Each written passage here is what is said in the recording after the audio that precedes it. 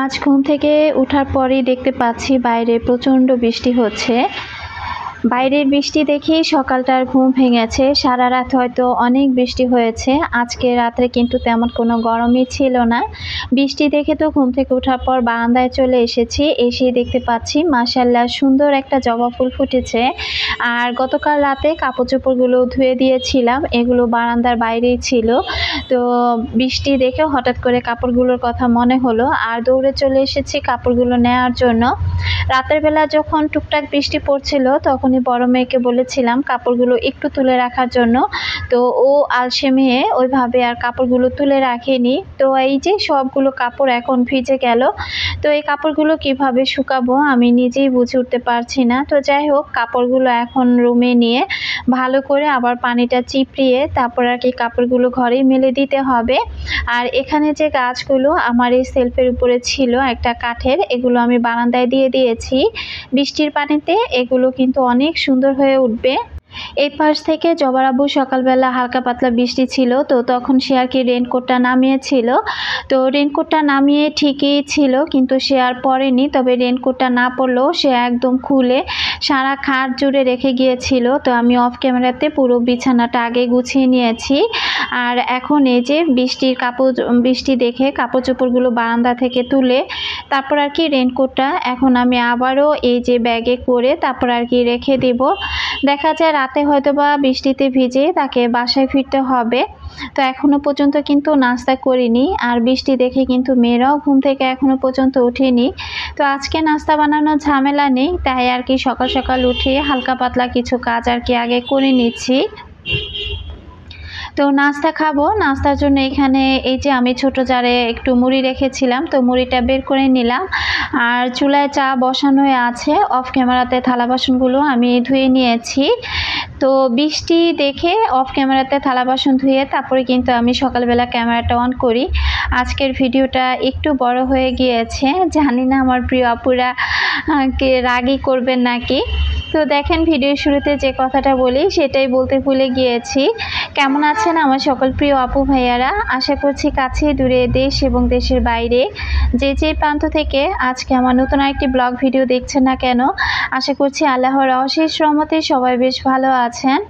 আলহামদুলিল্লাহ আমি বিথি, আমিও আমার পরিবারজন নিয়ে সবাইকে নিয়ে ভালো আছি। ভিডিওটি যারা ক্লিক করেছেন ভিডিওর শুরুতে সবাইকে রিকোয়েস্ট করব যারা এখনো পর্যন্ত একটি লাইক দেননি প্লিজ একটি লাইক দিয়ে ভিডিওটি কন্টিনিউ করবেন। আর যারা নতুন আজই আমার চ্যানেলে প্রথম ভিজিট করেছেন, যদি ভিডিওর কোথাও কোনো অংশ আপনার কাছে এতটুকু ভালো লেগে যায় চাইলে আমার চ্যানেলটি সাবস্ক্রাইব করে আমার পাশে থেকে যেতে পারেন।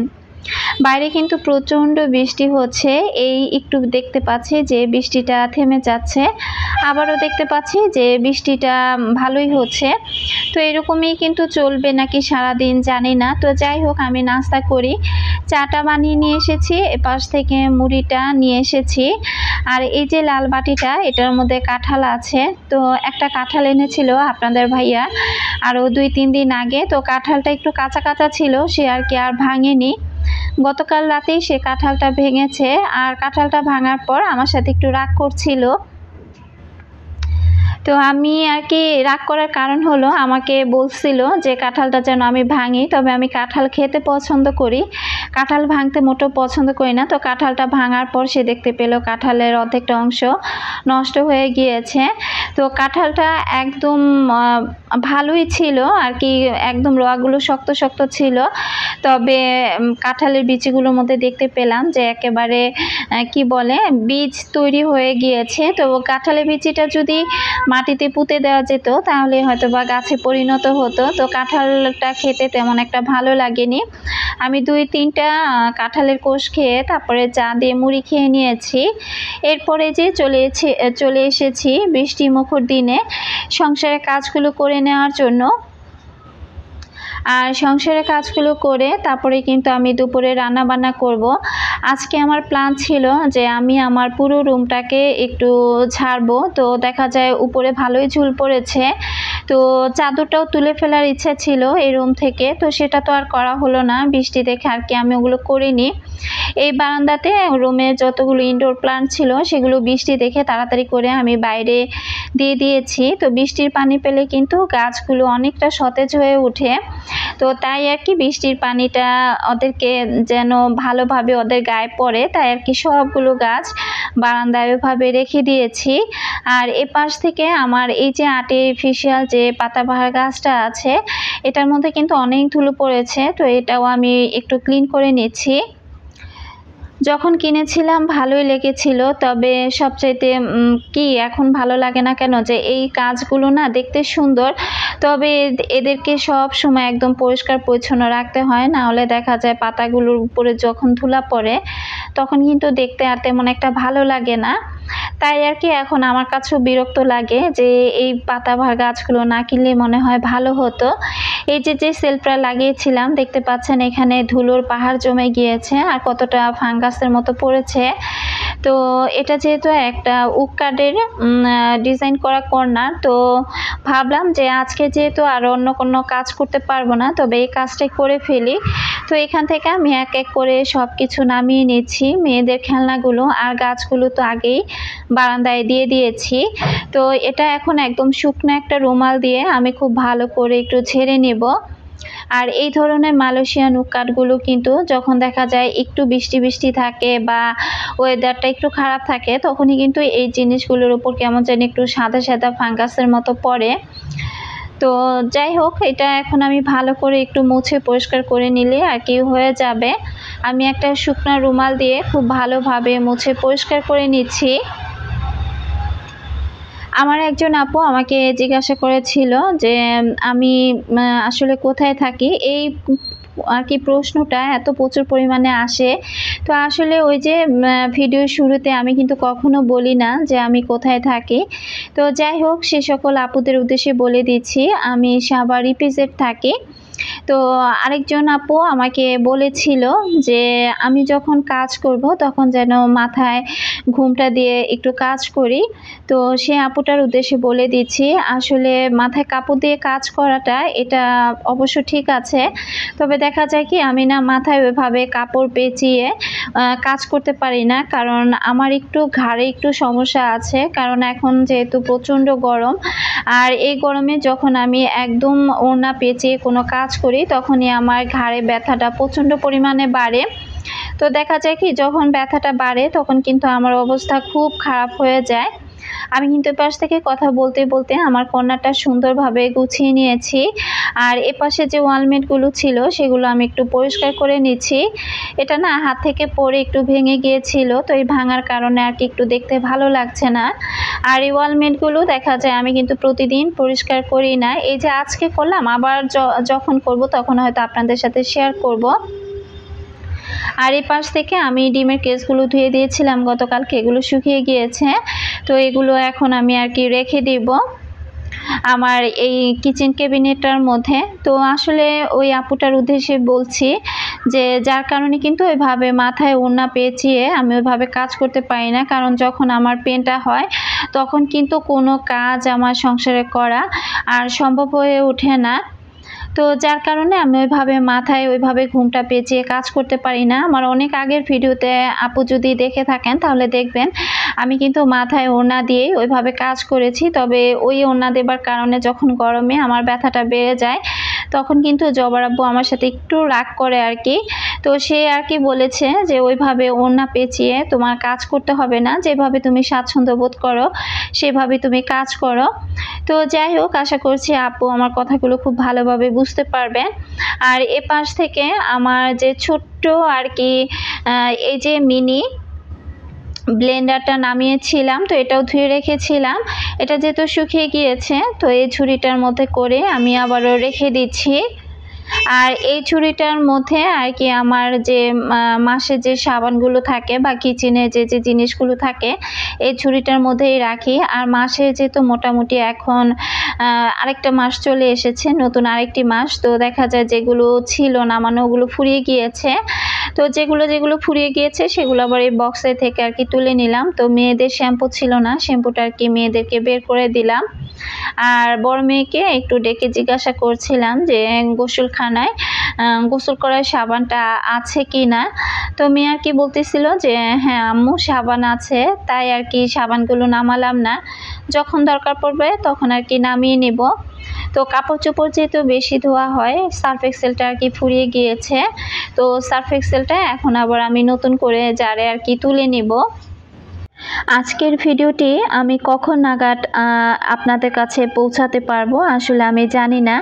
আমি জানি যে সন্ধ্যা 5টার পর থেকে অনেক আপুরাই আমার ভিডিওর জন্য অপেক্ষা করে থাকেন, তবে ওইভাবে আজকে আমি ভিডিওটা এডিট করতে আমার অনেকটা লেট হয়ে গিয়েছে। তারপরে ভয়েস ওভার করছি, একে তো মোবাইলে চার্জ নেই, তারপরে কারেন্টটাও বাসায় নেই, তো কখন যে কারেন্ট আসবে আমি নিজেও জানি না।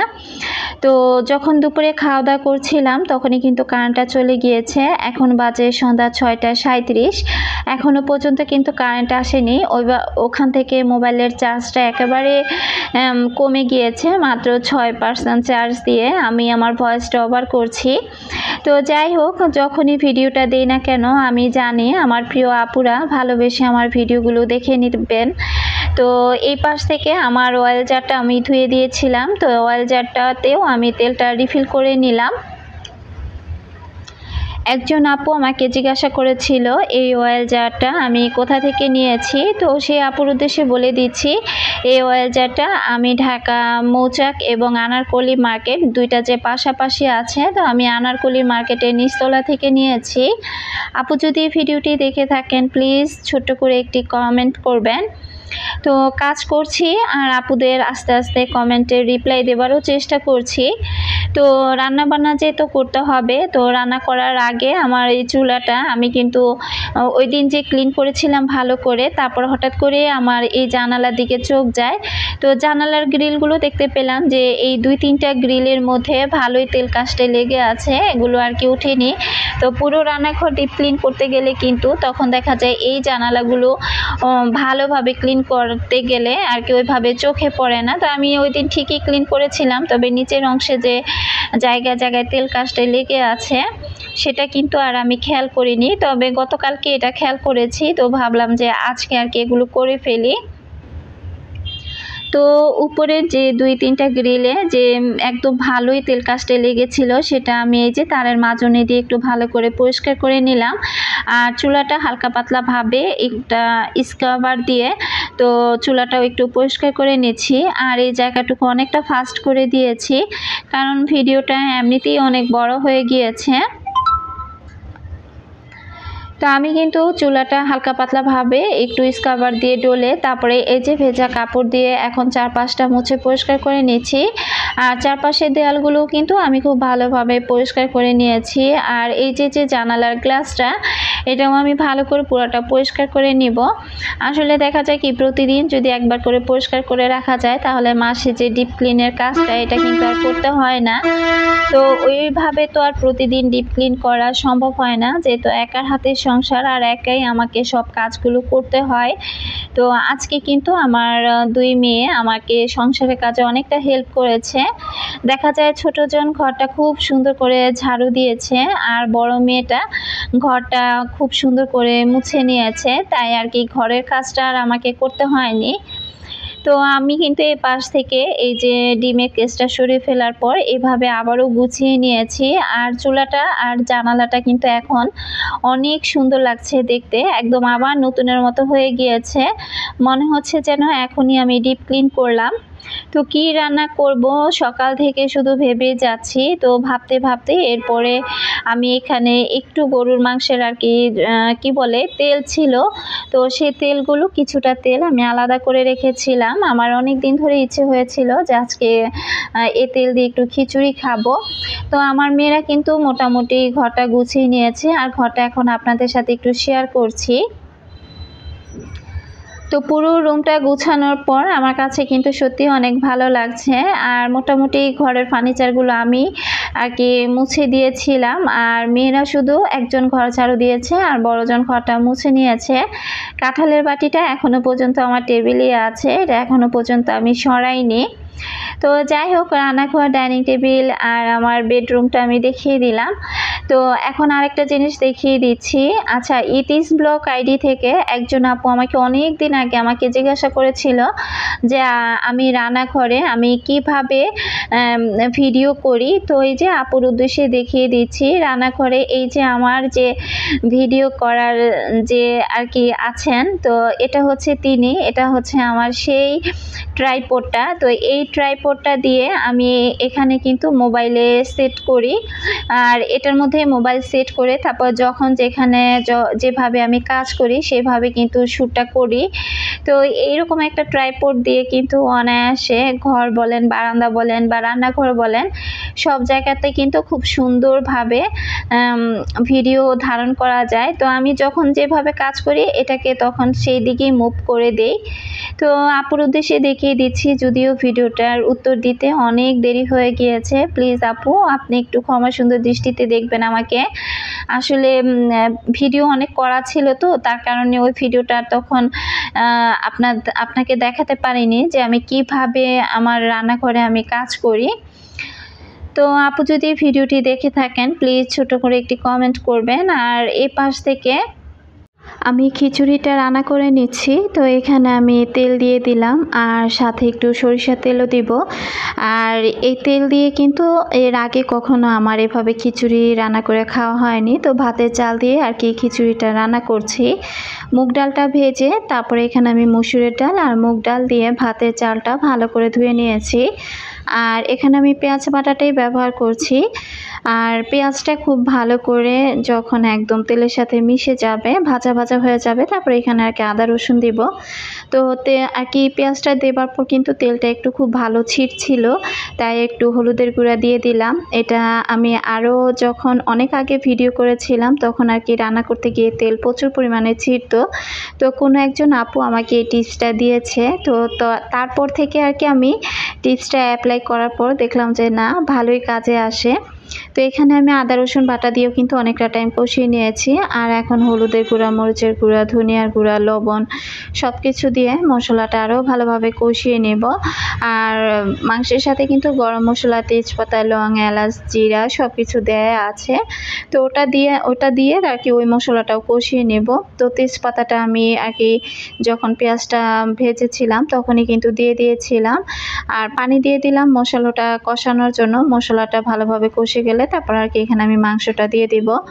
মাংস ঠিক যেভাবে রান্না করি এই তেলগুলো ঠিক সেই মাংসের মতনই রান্না করে যখন আর কি তেলটা হয়ে যাবে, তো তখন আর কি আমি চালটা দিয়ে দিব। আর চালটা দিয়ে ভালো করে নাড়াচাড়া করে এরপর আর কি আমি পানি দিয়ে দিব। তো এই খিচুড়িটা কিন্তু আমার খুব পছন্দের একটা খিচুড়ি। অনেক দিন ধরে ভাবছিলাম যে রান্না করব, কিন্তু এভাবে আর রান্না করা হচ্ছিল না। তো আজকে যেহেতু বৃষ্টি, তো ফাইনালি আজকে রান্নাটা করেই ফেললাম একদম ঝরঝরে আর নিজের মনের মতো করে আজকে আর কি খিচুড়িটা রান্না করব। তো যেহেতু সংসারের সকল কাজ শেষ, তো আমি আর কি খিচুড়িটা বসিয়ে দিয়ে যখন খিচুড়িটা হয়ে যাবে তখন আর কি আমি গোসলটা করে নেব। তো হয়তোবা বাইরে ঠিকই প্রচুর বৃষ্টি হচ্ছে, তবে আমার কিন্তু অনেক গরম লাগছে। তো হয়তোবা কাজের চাপটা একটু বেশি পড়ে গিয়েছে, তাই আর কি খুব গরম লাগছে। আর যখন প্রচণ্ড পরিমাণে গরম লাগে তখন কিন্তু দেখা যায় যে মাথাটা প্রচণ্ড যন্ত্রণা উঠে যায় আর গা হাত পা প্রচুর জ্বালা পোড়া করে। তো আমি খুব তাড়াহুড়া করছিলাম যে আমি কতক্ষণে আর কি গোসলটা করব। তো তাড়াতাড়ি করে আমি চালটা ভালোভাবে কষিয়ে নিলাম। আর নিয়ে এই যে যতটুকু পানি দেওয়ার দরকার তো ততটুকু পানি কিন্তু আমি দিয়ে দিলাম। দিয়ে নাড়াচাড়া করে আমি লবণটা একটু চেক করছিলাম যে লবণটা হয়েছে কি না। তো যখন দেখলাম যে না, লবণটা হয়নি, তখন আর কি আবার আমি একটু লবণ দিয়ে দিলাম। তো মোবাইলে ভয়েস দিতে দিতে 1% চার্জ আছে। আমি খুবই ভয়ে আছি যে আমি জানি না আজকে কখন নাগাদ আমার ভিডিওটা আমি আপলোড করতে পারবো, কারেন্ট কখন আসবে। আর এদিকে কিন্তু বৃষ্টির পানিতে আমার গাছগুলো এত সুন্দর হয়ে উঠেছে, যত ধুলোবালি ছিল একেবারে পরিষ্কার হয়ে গিয়েছে। তো তো এর মধ্যে কিন্তু খিচুড়ি রান্নাটা শেষ আর আমি গোসলটাও করে নিয়েছি। তো বাসায় কিন্তু এই যে কারেন্ট গেছে, 3টার সময় কারেন্ট গিয়েছে, এখনও পর্যন্ত কারেন্ট আসেনি। তো যখন কারেন্ট আসবে তখন আমার ভিডিওটা আপলোড দিব। তো এই পাশ থেকে আমি এই যে এখন খিচুড়িটা বেড়ে নিয়েছি। তো আমরা 3 মা মেয়ে আর কি খাবো। তো ডাইনিং রুমটা যেহেতু একেবারে অন্ধকার, তো খাবারটা কি ঘরে নিয়ে তারপর আমরা খেতে বসবো। তো যেহেতু গরুর মাংসের তেল দিয়ে এই খিচুড়িটা রান্না করেছি, তো এটার সাথে আর অন্য কোনো কিচ্ছু করিনি, জাস্ট শুধু একটা পেঁয়াজ কুটে নেব। পেঁয়াজ কুটা দিয়ে আর কি, পেঁয়াজ দিয়ে এই খিচুড়িটা খাবো। আর মাংসের তো ফ্লেভার আছেই। তো আমার বড় মেয়ে আর কি ভেবেছিল যে আমি হয়তো বা মাংস আলাদা করে রান্না করছি। যখন আমি এটা বেড়ে নিচ্ছিলাম তখন আমার বড় মেয়ে পিছন থেকে এসে রান্না করে বলছে যে আম্মু মাংস কই। তো বললাম যে আমি তো মাংস রান্না করিনি, আমি তেল দিয়ে খিচুড়িটা রান্না করেছি। তো আবার তেলটা তেমন একটা খায় না, তো বলতেছে এটা খেতে কেমন লাগবে। তো বললাম যে মাংসের মতনই লাগবে, আজকে একটু খেয়ে দেখো। তবে যখন ও খাচ্ছিল তখন আর কি ভালোই বলছিল। তো অনেক দিন পর কিন্তু আমার নিজের পছন্দের একটা খিচুড়ি আমি রান্না করলাম। তো যাই হোক, এই তো প্লেটে প্লেটে বেড়ে নিয়েছি। আর এখন এই যে রুমেই খাবারগুলো নিয়ে এসেছি। পেঁয়াজ কুটে দিয়েছে ছোট মেয়ে, আর মাংসটা খুব সুন্দর করেই সিদ্ধ হয়েছে। খেতে খেতে সবার কাছ থেকে বিদায় নিব। তাহলে সবাই ভালো থাকুন, সুস্থ থাকুন। আল্লাহ হাফিজ, আসসালামু আলাইকুম।